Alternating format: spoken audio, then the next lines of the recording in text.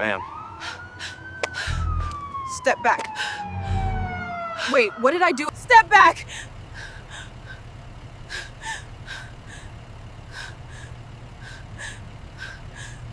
The red and blue lights carved through the night like knives, their reflection dancing across the sleek black hood of her Bentley. Cassandra Wright, CEO of a multi-million-dollar firm, slowed to a halt, her hands steady on the wheel. The city hummed faintly in the distance, but here on the shoulder of the highway, silence pressed heavy. The officer approached, boots crunching against gravel. His flashlight swept the interior with invasive precision, pausing a fraction too long on Cassandra's skin. "License and registration," he said, voice flat, dismissive. She complied, movements deliberate, slow, every gesture rehearsed from a lifetime of caution. The leather of her purse creaked as she pulled out the documents. His eyes flicked over them, then back to her face with a smirk that cut deeper than words. "This your car?" he asked, tone sharp with disbelief. "Yes," Cassandra replied, her voice clipped, professional. A pause, then the words acid on the air. "Step out. People like you don't belong behind a wheel like this." The world shrank to that single line. Her heart pounded in her throat, the chill of humiliation crawling across her skin. She opened the door, the night air rushing in like judgment. Gravel bit into her heels as she stood, every car that passed slowing, eyes flickering, no one stopping.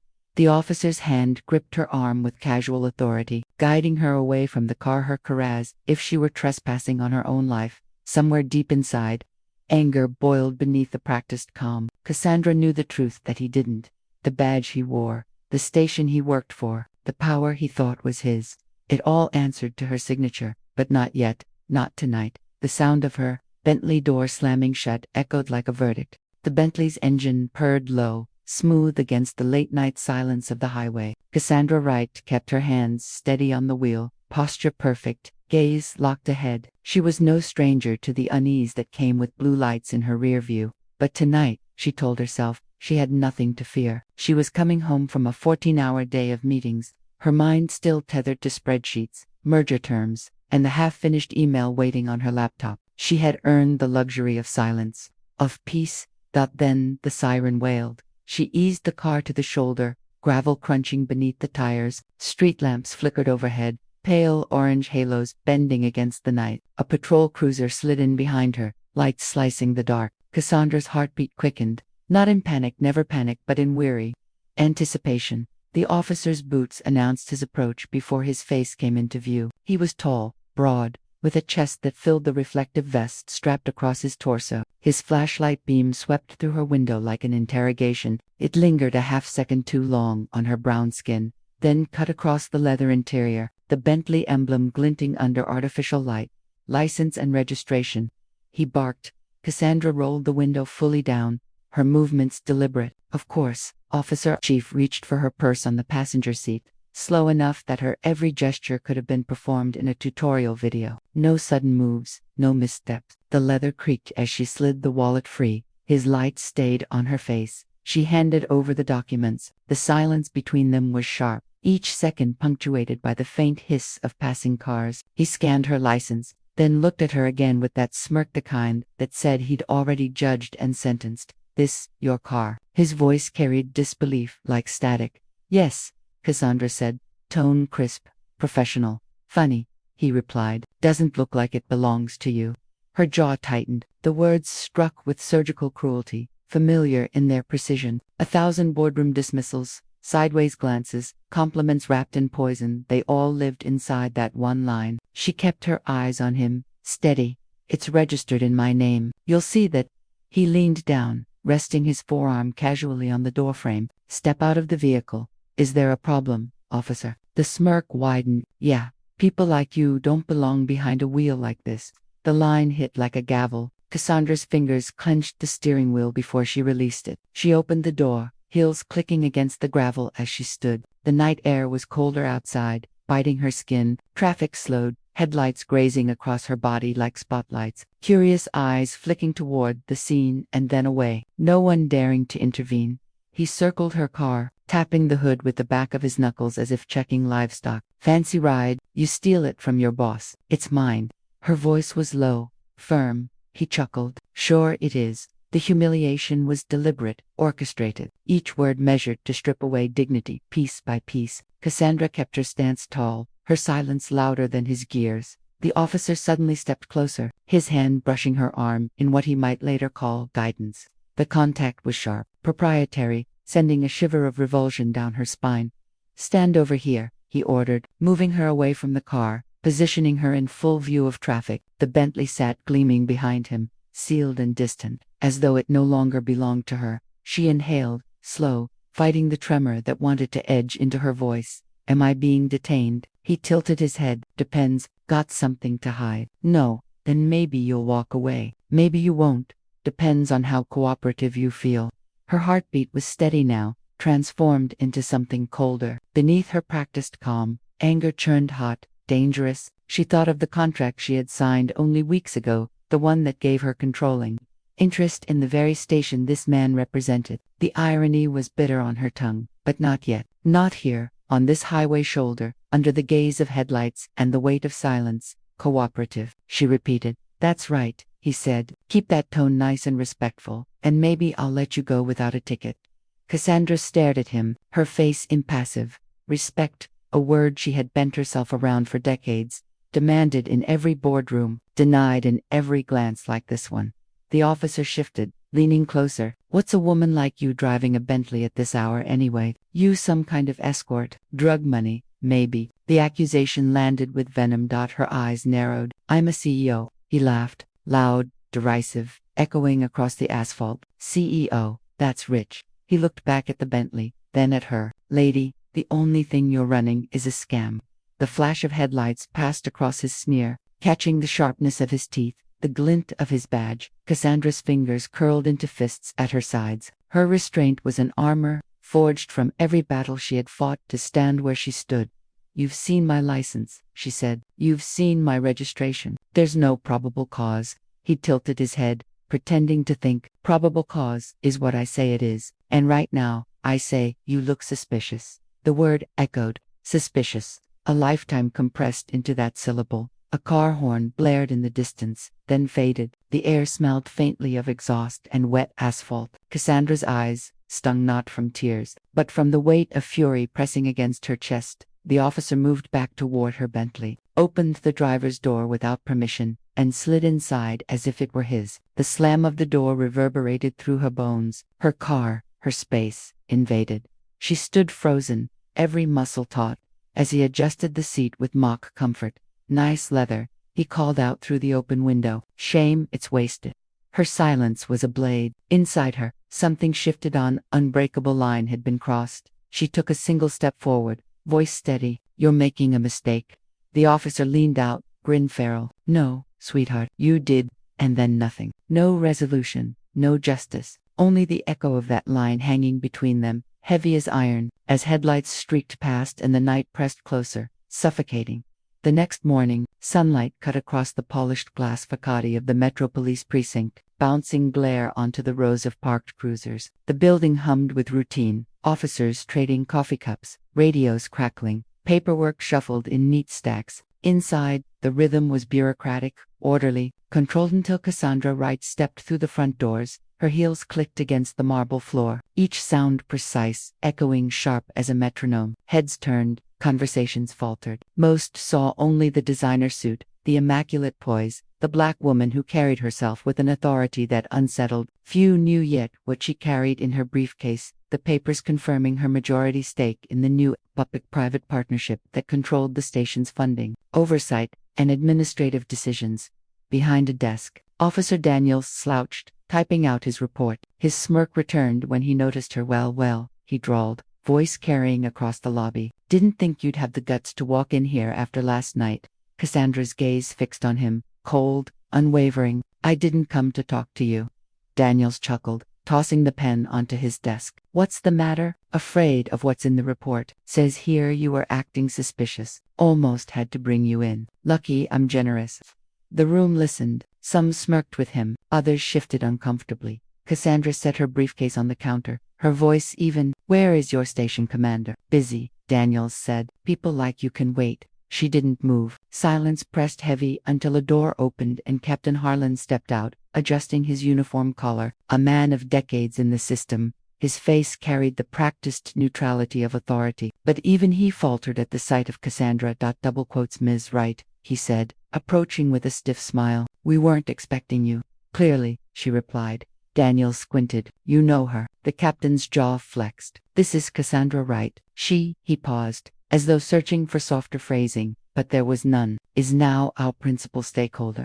The silence cracked open. Officers exchanged glances, whispers passing like a current. Daniel's smirk collapsed, replaced by something uglier, confusion laced with disbelief. Stakeholder, he scoffed. What the hell does that mean? Cassandra unlatched the briefcase. Papers slid neatly onto the counter. It means your paycheck, your resources, your station, run through me now. Effective last week. Daniels barked a laugh, hollow. No, that's some kind of joke. Captain Harlan cleared his throat, his tone clipped. It isn't. The city signed the deal. Wright Enterprises holds 51% control of the oversight board. This precinct answers to her. The words cut sharper than any reprimand. Daniels stood frozen, color draining from his face. Cassandra leaned forward slightly, her tone surgical. So, Officer Daniels, tell me again how I don't belong behind the wheel of my own car.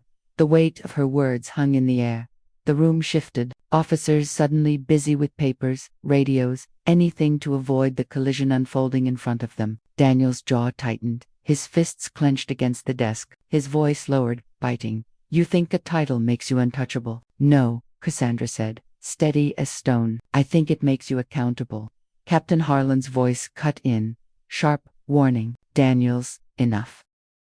But Daniels wasn't finished. His eyes burned into her, trying to strip away the armor she wore. You're nothing but a figurehead. You'll play your part. Take the photo ops, smile for the cameras, and the rest of us will keep doing the real work. You won't last a month. Cassandra's lips curved into the faintest edge of a smile, controlled, not triumphant. We'll see. The captain placed himself between them, his posture strained. Ms. Wright, if you'll come to my office, we can review the oversight terms. She gathered her papers, sliding them back into the briefcase. Her eyes never left Daniels. Yes, Captain, let's. As she walked past, her heels striking like gunfire, Daniels muttered low, venomous, doesn't change what you are. Cassandra stopped, turning her head just enough for her words to slice without volume. No, but it changes what you can get away with. She didn't wait for his reply. The door to the captain's office closed behind her with a solid, final click. Inside, the blinds half opened. Sunlight striped across the desk. The captain gestured stiffly to a chair. Cassandra sat, folding her hands. I apologize for Officer Daniels, Harlan said. He can be blunt, Cassandra echoed. The word tasted bitter. The captain exhaled slowly. Look, I understand last night was unfortunate, but these changes you've brought, they won't be simple. This station is a family. Outsiders don't always understand that. Her eyes narrowed. I've been an outsider my entire life, Captain, and I understand perfectly. He shifted, uneasy under her gaze. We need cooperation to make this work. If you come in swinging, you'll face resistance. Officers don't respond well to feeling undermined. Cassandra leaned forward, voice sharp. What they respond well to is accountability. If your officers can't handle oversight, perhaps they don't belong wearing badges. The captain's silence spoke volumes. His fingers drummed against the desk, a nervous rhythm. Cassandra let the moment linger, then stood. I didn't come here to negotiate respect. I came here to enforce it. She left him in silence, the blinds casting fractured light across his face, the weight of her words echoing long after the door shut behind her. The station's break room smelled of burnt coffee and yesterday's takeout. Fluorescent lights buzzed overhead, their flicker casting a pale tint on the chipped linoleum. 4 officers crowded around the table, half-empty cups in front of them, voices pitched low but sharp enough to cut. Daniels leaned back in his chair, arms crossed, his smirk restored now that Cassandra was gone. Can you believe this? He said, bitterness dripping. Some corporate princess thinks she can walk in here and start calling shots. Black CEO or not, she doesn't belong anywhere near this place. Officer Green, older, balding, laughed harshly. Stakeholder, oversight board, none of that means a damn thing. She's just a face they put on paper to make it look good. PR stunt, that's all. Daniels nodded. Exactly. Token with a title. The others chuckled, their laughter dry, complicit. But in the corner, Officer Ramirez, young, only 2 years in uniform, sat stiffly, fingers tightening around his cup. His gaze flicked from face to face, uneasy. He didn't laugh. He didn't move. Green sipped his coffee and leaned forward. She won't last. We'll make sure of it. People like her, they break. They can't take the pressure. Daniel sneered. Already cracked last night. The way she stood there, trying to look all dignified while I had her out on the shoulder. Pathetic. Bet she went home crying. Ramirez's stomach turned. He heard the relish in Daniel's tone, the pride in humiliation. He reached for his phone beneath the table, thumb hovering. A single press, and the voice recorder app opened silently. The conversation rolled on. You think she even knows what real police work looks like? Green muttered. She's probably never been near a crime scene in her life. Sitting in her glass tower, writing checks. Now suddenly she's our boss. Give me a break. Daniel snorted. She can write all the checks she wants. Out here, the streets don't answer to boardrooms. They answer to us. And I'll be damned if I'm taking orders from some. He cut himself short. But the sneer finished the sentence for him. The others laughed again. Ramirez pressed record. The hum of the fluorescent lights seemed louder now, carrying every slur, every derisive chuckle, into permanence. Daniels leaned forward, voice dropping but venomous. Let her play her little power games. We'll bury her in paperwork, stall her out, make her look incompetent. The city'll regret ever signing that deal. She'll be gone before she figures out what hit her. Green slapped the table in agreement. Hell, maybe we'll get lucky and she slip up. Then we'll show the cameras what she really is. They always do. The words hung foul in the air. Ramirez's chest tightened. He kept his face blank, the recorder still running, every syllable etched into memory. Daniels rose, pacing, agitation twisting his movements. She humiliated me today, right there in front of everyone. Thinks she's untouchable. I'll remind her who runs this house. Green grinned, yellowed teeth flashing. Don't worry, we've got your back. Damn right you do, Daniel spat. This is our world, always has been. Silence fell for a beat, heavy, suffocating, the kind of silence that spoke of unchallenged power. Ramirez's hand trembled slightly as he locked his phone and slid it into his pocket. He forced a neutral expression, nodding faintly, as if in agreement. Inside, unease gnawed at him. He had joined the force to protect, to serve. He hadn't signed up for this, but now he had proof. The break room door swung open suddenly, Cassandra's voice drifting in from the hallway beyond. She was walking past with Captain Harland, their tones low, clipped, businesslike. The sound of her heels echoed faintly as they moved down the corridor. Daniels froze, his eyes darkening. Speak of the devil, he muttered. The group chuckled again, but it was forced now, strained under the weight of her presence. Ramirez stayed silent, his heart hammering. The recording in his pocket felt like a live wire, sparking with risk and consequence. He knew one thing with absolute clarity. What he'd captured could burn this entire house down, but only if he found the courage to use it.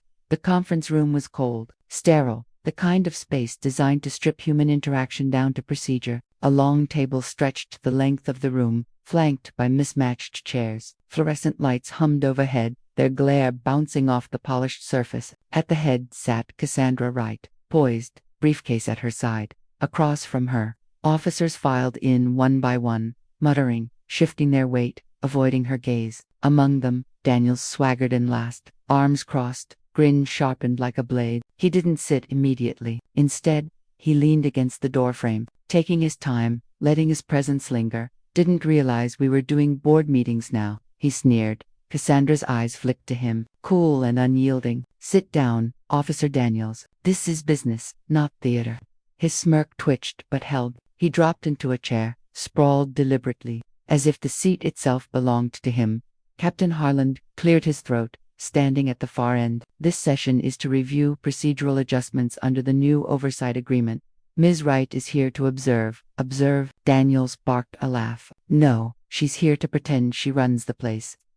The words landed heavy. A few officers chuckled nervously. Others kept their eyes down. Cassandra folded her hands atop the table. Her voice was calm, razor-edged. You're right about one thing, Officer Daniels. I'm not here to pretend.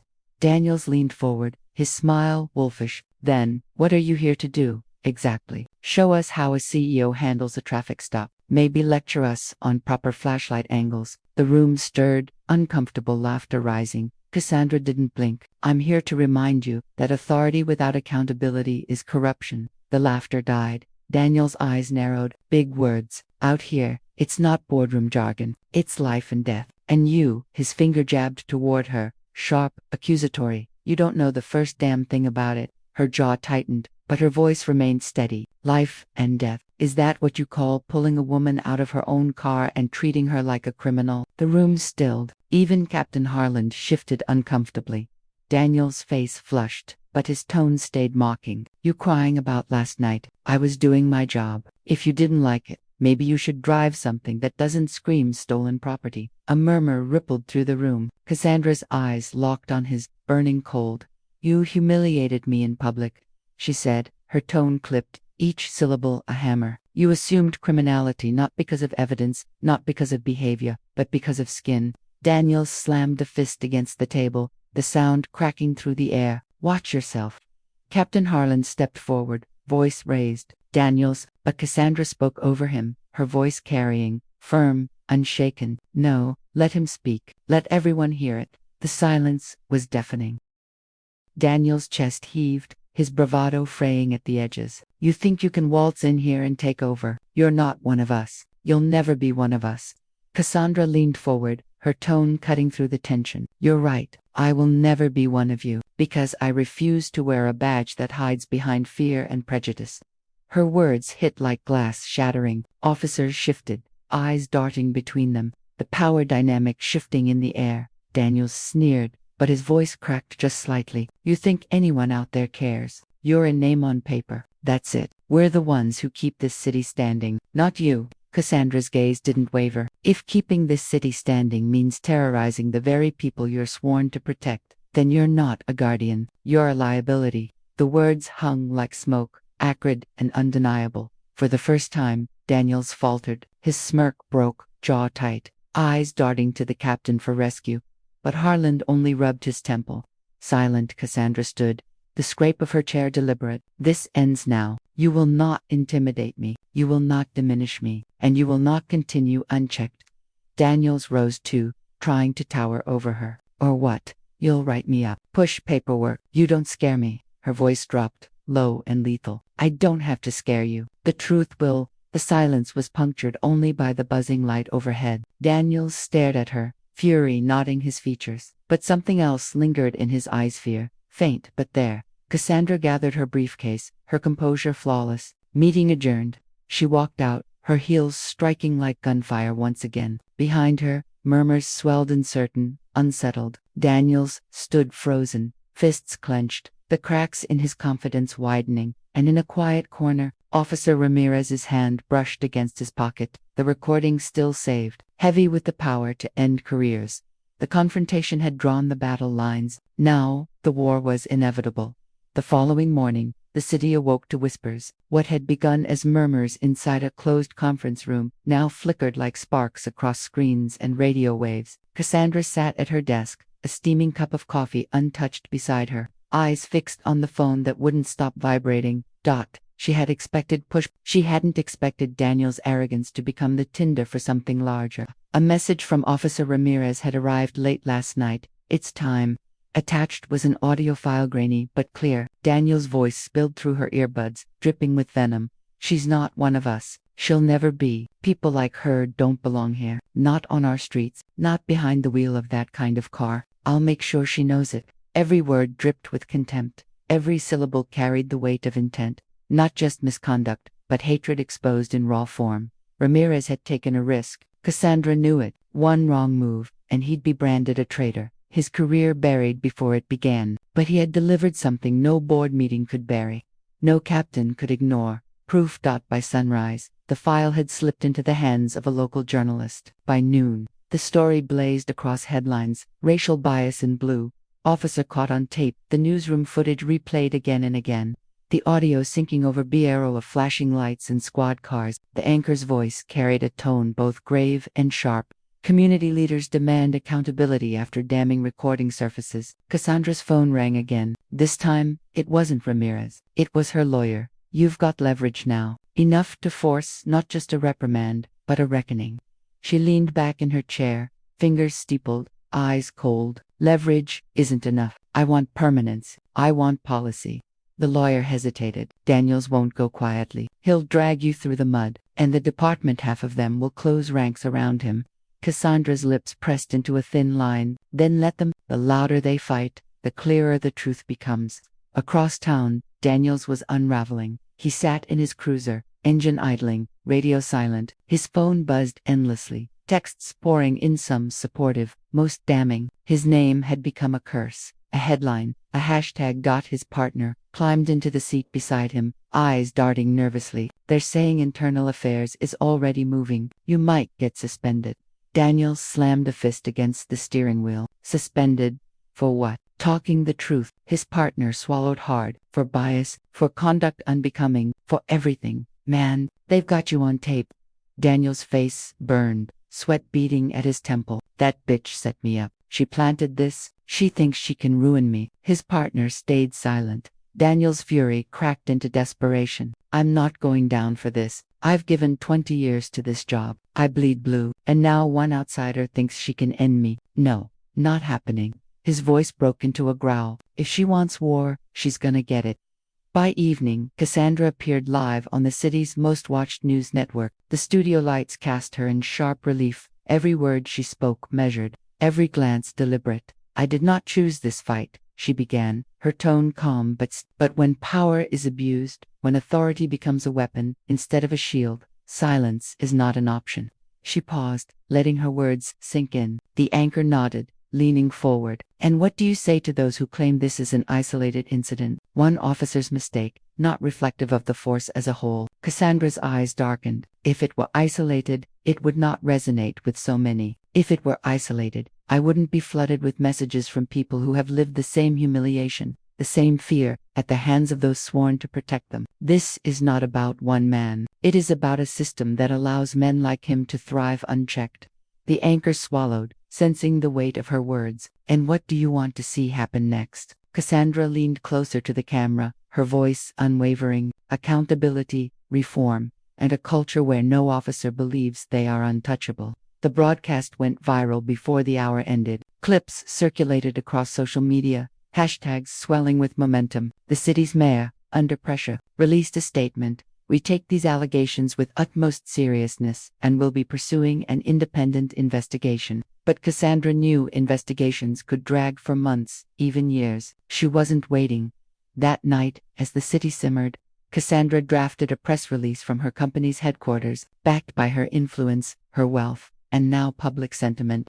She announced a new initiative, a foundation dedicated to legal support for victims of police misconduct. The move was bold, incendiary even. It wasn't just personal anymore, it was structural. She wasn't only fighting Daniels, she was building an army.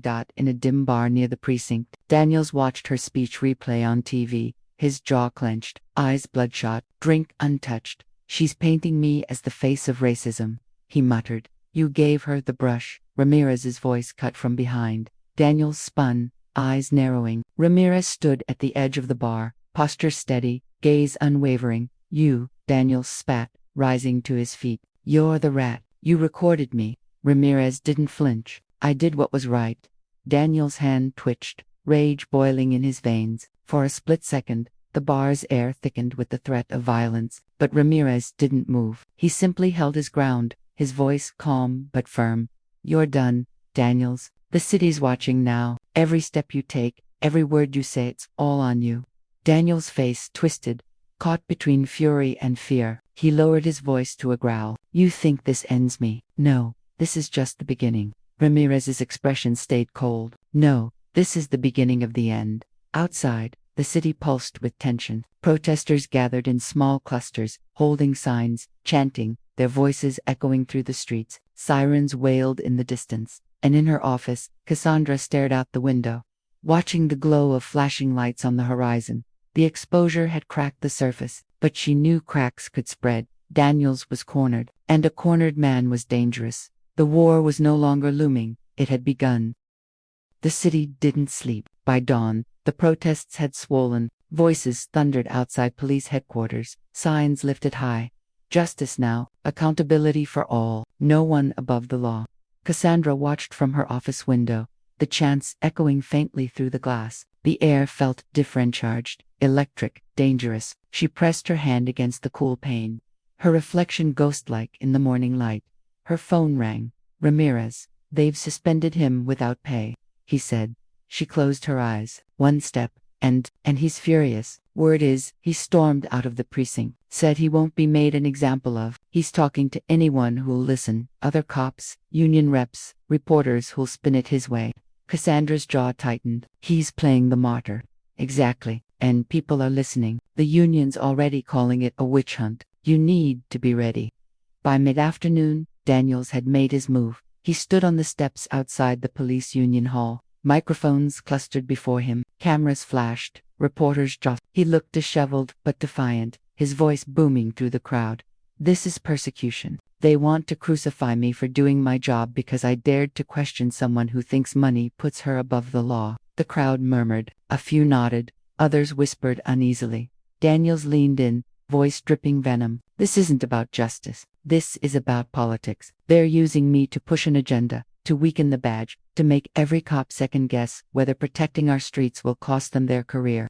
A reporter raised a hand. What about the recording? Your words on tape. Daniel's face flushed. Taken out of context. A private conversation, illegally obtained. None of you know what it's like to walk these streets at night, to face threats day after day. And now, one outsider with power thinks she can destroy me, destroy us. His voice cracked into a roar. Not on my watch. Cheers broke out among a cluster of supporters, retired officers, family members, sympathetic residents. The cameras ate it up. Cassandra watched the broadcast on her phone, seated in a sleek conference room with her legal team. Every word fueled the fire in her veins. He's framing this as a war, one advisor said, grimacing. Him against you, blue against black. It's dangerous. Cassandra set her phone down. Let him scream. Every time he opens his mouth, he shows the world who he really is. Her lawyer interjected. But he's not just screaming, he's organizing. The union is circling the wagons. They'll file injunctions, spin narratives. This won't just be about Daniels anymore, it'll be about whether the system itself can be challenged. Cassandra's gaze sharpened. Good. That's the fight I came for. Meanwhile, Daniels took his campaign off the podium and into the shadows. He met with fellow officers in a dim garage late that night. Cigarette smoke curled into the air as voices muttered low. They want to hang you out to dry, one officer said. Daniel's jaw clenched. They want to hang all of us. I'm just the start. Another spoke up, hesitant. But the tape, it's bad, man. Daniels slammed his fist against the hood of a car. You think I'm the only one who's said things off the record? We've all vented. We've all blown off steam. If they can come for me, they can come for anyone. Silence hung heavy. Daniel's eyes scanned the group, cold, calculating. We fight back. We expose her for what she is, a manipulator. She thinks money makes her invincible. Let's see how she handles the real world pressing back.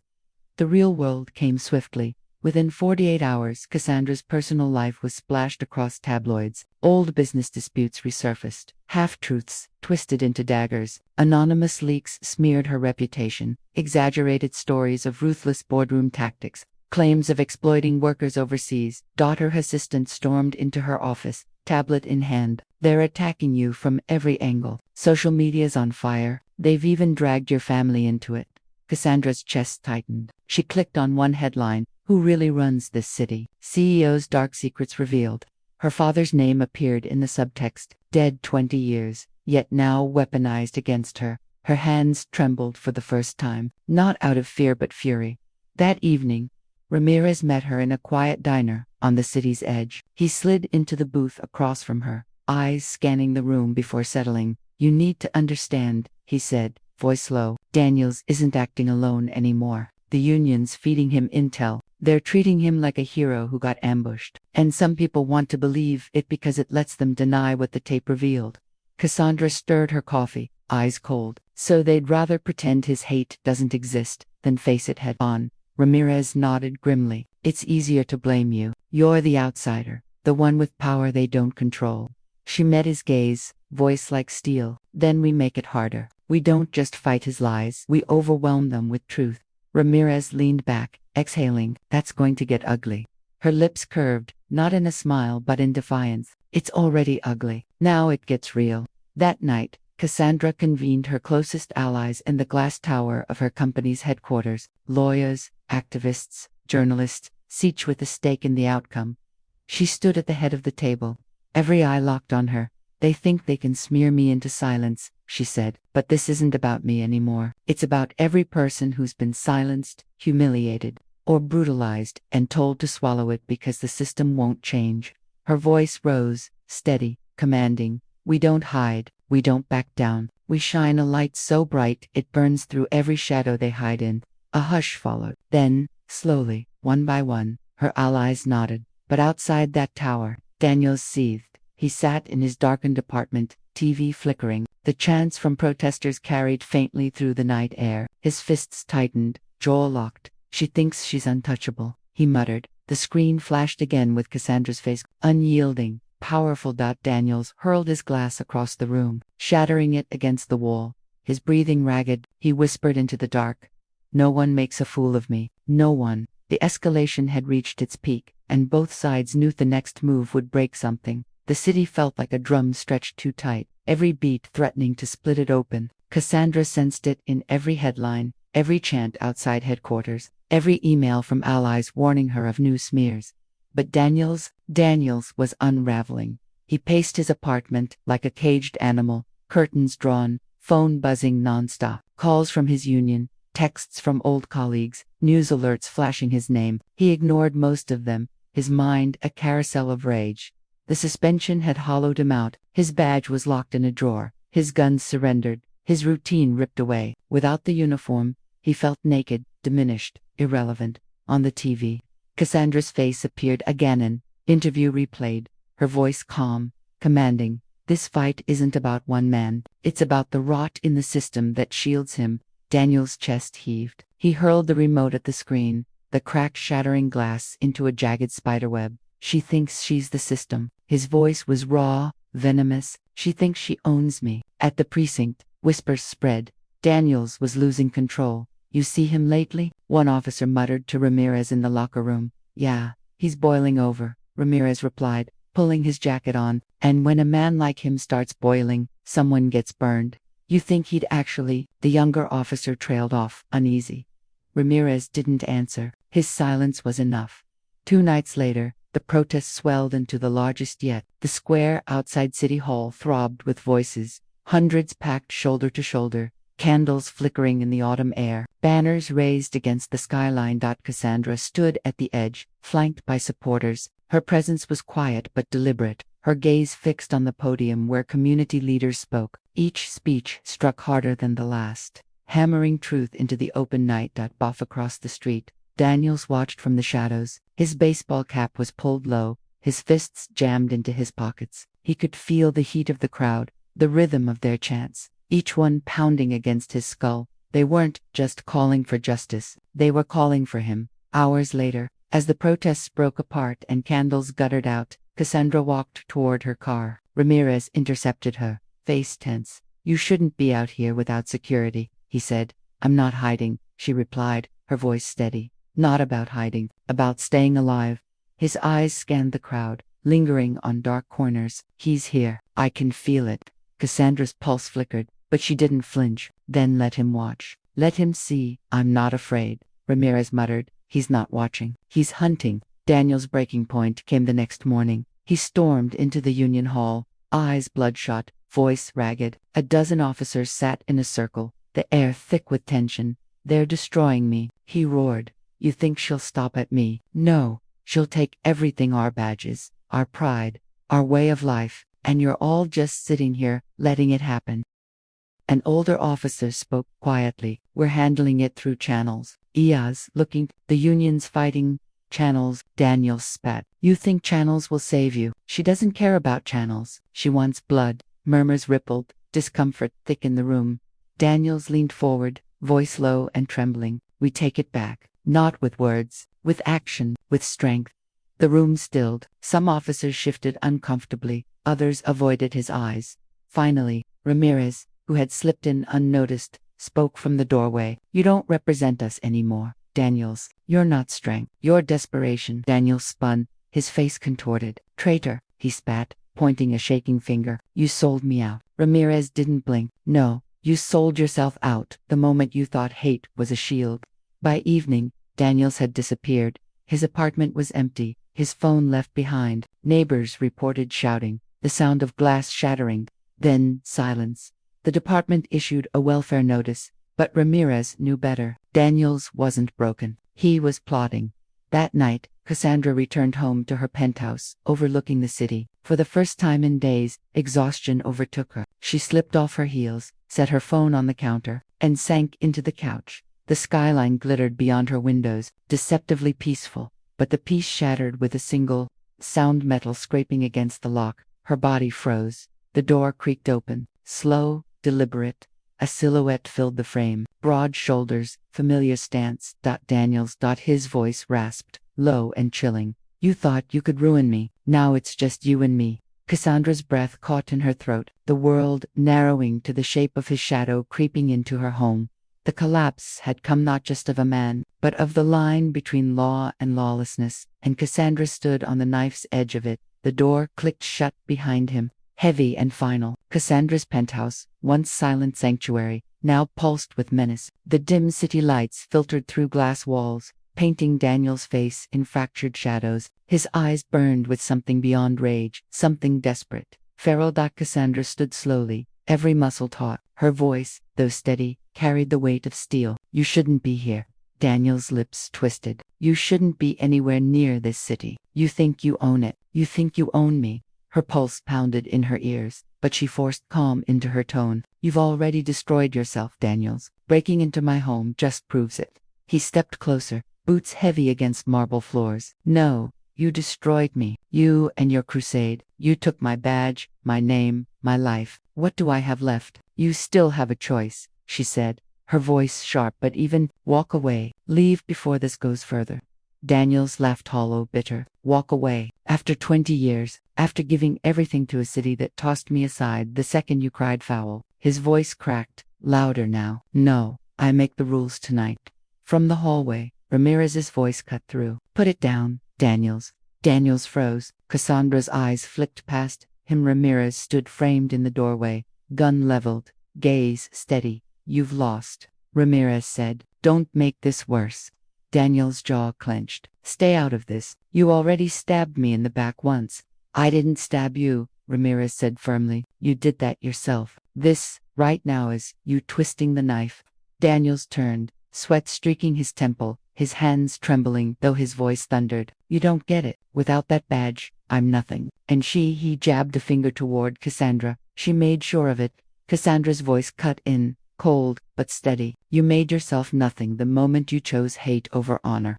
Her words landed like a blow. Daniel's face contorted, rage igniting again. He lunged forward a step, and Ramirez's finger tightened on the trigger. Don't, Ramirez barked. The room held its breath. Daniels stopped mid-stride, chest heaving. His voice dropped to a whisper, broken and guttural. You think people will remember you as a hero, Cassandra? No, they'll remember you as the woman who tore everything apart. Cassandra met his gaze, unflinching. Better that than the man remembered for being everything wrong. Silence stretched, taut and suffocating. Then sirens wailed outside, red and blue lights strobing against the penthouse windows. Daniel's eyes widened. He spun toward the sound, panic creeping into his fury. You called them. Ramirez shook his head. Didn't have to. You've been watched since the second you went off the rails. The pounding at the door grew louder. Police backup, shouting commands. Daniel's breath came ragged, torn between fight and surrender. For one suspended moment, the room seemed to freeze. Then, slowly, his shoulders slumped. The fire in his eyes flickered, then dimmed. His voice came hoarse, almost pleading. It wasn't supposed to end like this. Ramirez kept his weapon steady. It always ends like this, when hate is all you've got left.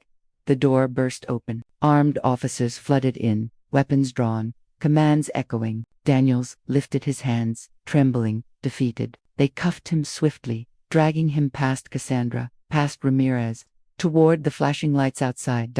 As they pulled him away, Daniels turned once more, his voice hollow. This city will turn on you. You'll see. They'll never let you win.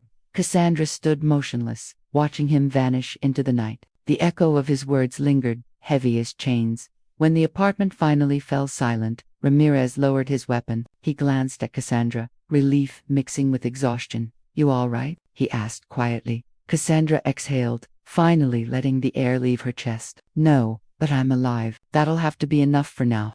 Ramirez nodded. "It's over."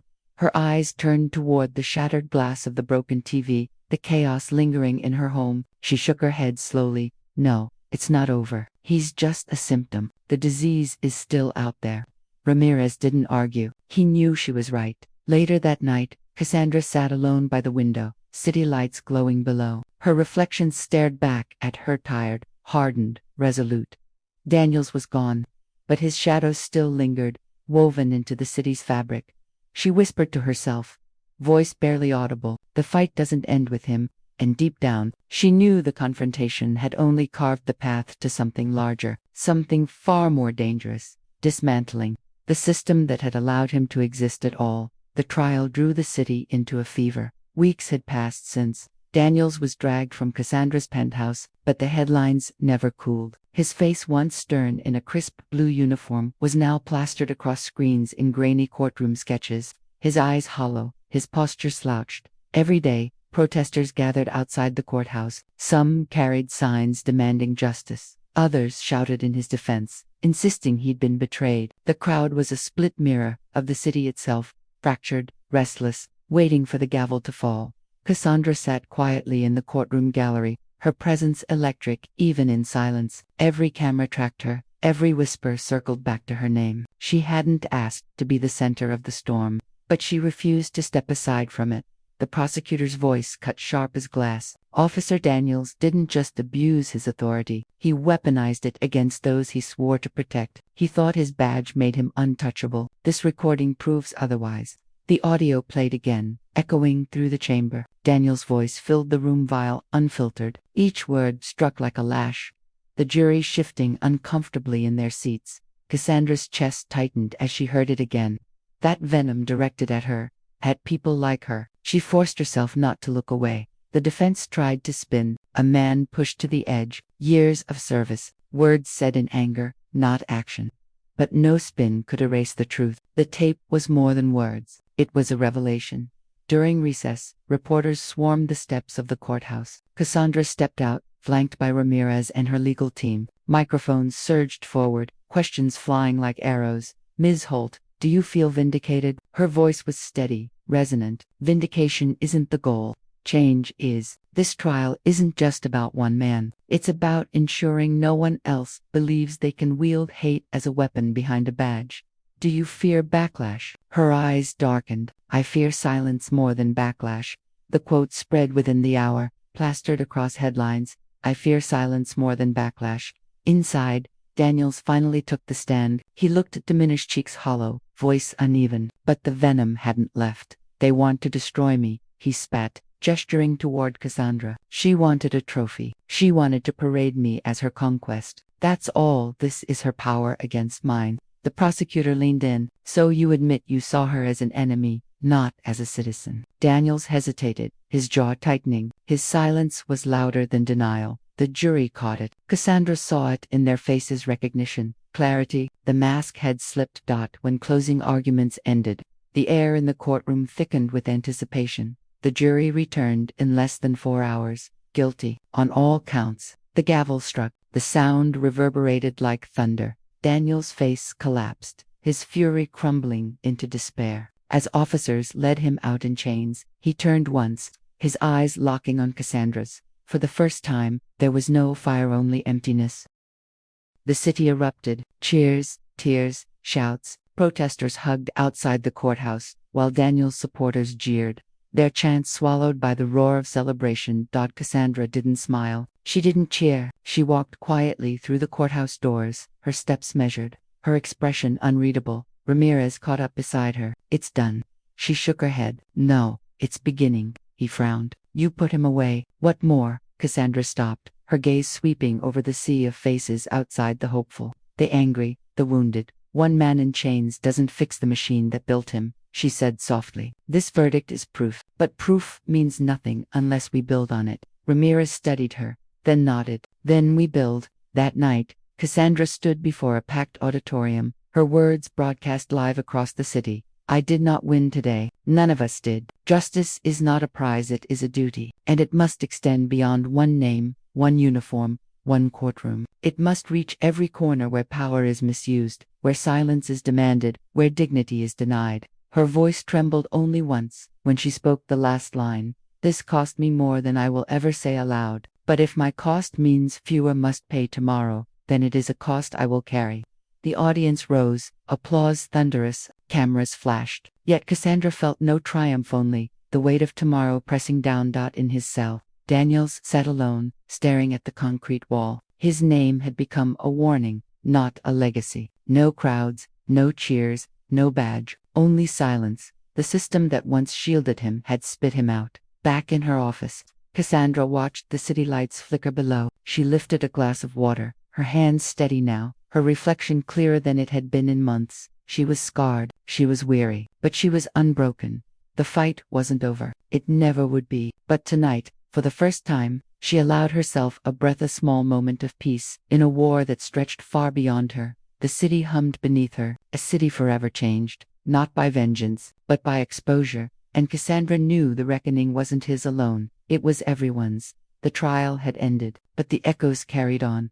For weeks after Daniel's conviction, the city pulsed with aftershocks. Some streets were filled with celebration, murals Cassandra's likeness painted in bold strokes, fists raised, slogans about justice scrawled across brick walls. In other corners, bitterness festered. Daniel's supporters held vigils outside police precincts, candles flickering under banners that called him a martyr. The city wasn't healed, it was split open, the wound visible now, where once it had been hidden.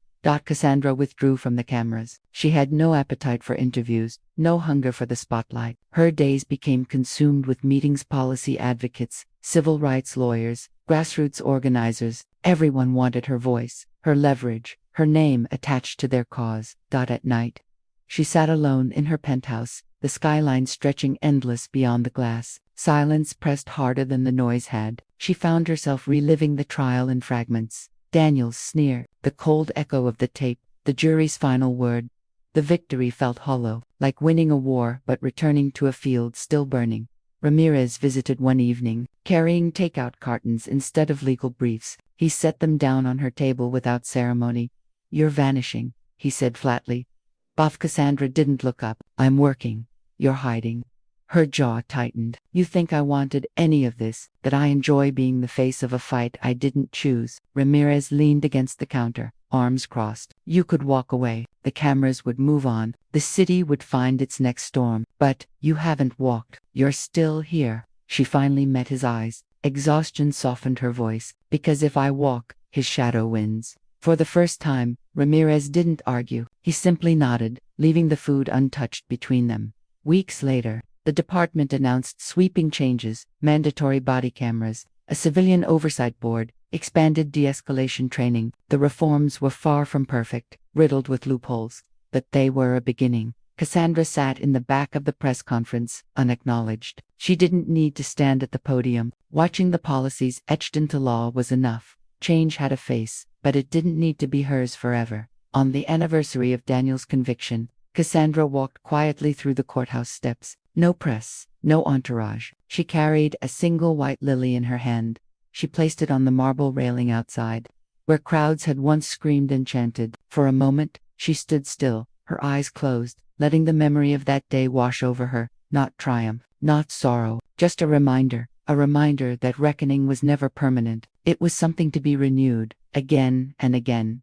In the prison across town, Daniels lived out his sentence in obscurity. No more headlines, no more chants. He had become just another number in a concrete cage. Some inmates avoided him, others tormented him. He had no allies, no authority, only time. He replayed his downfall endlessly, convinced he'd been betrayed, never once acknowledging the rot that had lived in him long before Cassandra Holt entered his life. He believed the world had turned against him. He never considered that it had simply seen him clearly.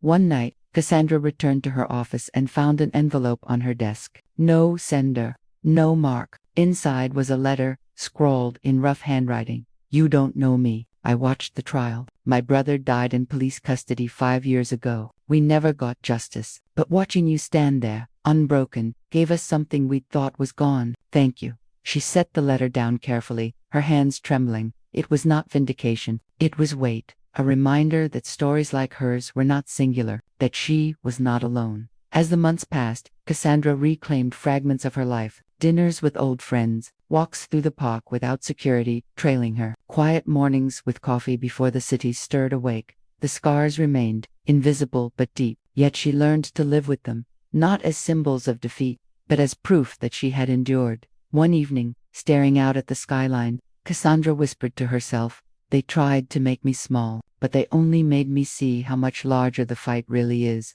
The city never forgot Daniels, but it remembered Cassandra more, not as a victim, not as a symbol, but as a reminder that truth, once exposed, could not be buried again. The system had been forced to look at itself. The mirror was cracked, but it could never return to being unbroken.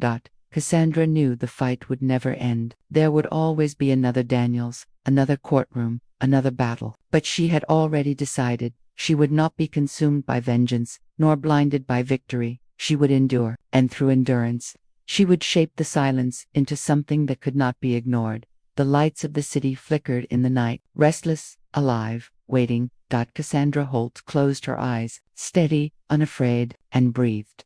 For the first time in a long time, it was enough.